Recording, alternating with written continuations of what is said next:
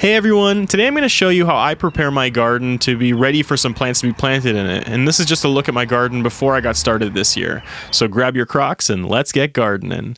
So first I start off by grabbing any of the large debris that's either blown into the garden or it's stuff that's been sitting around from last year. Then I go and rake the top of the garden just to pull off any extra stuff. And here's what the garden looks like after that is done. And hey, maybe along the way you'll meet some friends like I did digging through the dirt. Next, I move on to removing the weeds by hand. So I take a garden trowel, I dig down to try and get as many of the roots as I can off of each of these weeds, and I pull them out of the ground. And this is what it looks like after I have pulled most of the weeds out. Then I rake again and pull that out. Here is the tilling process. So I have an electric tiller, and I try and go down about 6 inches or so just to make sure that I've really stirred that dirt up. And here's what it looks like after that is done.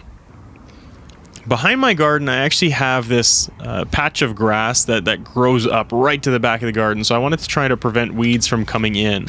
So I started with a hoe and I just pulled off the top layer of soil with as many of the weeds as I could. And then I laid down about a ½ inch of sandstone material to try and keep those weeds from growing in as much as possible. So here it is, the final result, ready for some plants. Thank you for watching. Please like, subscribe, and I'll see you next time.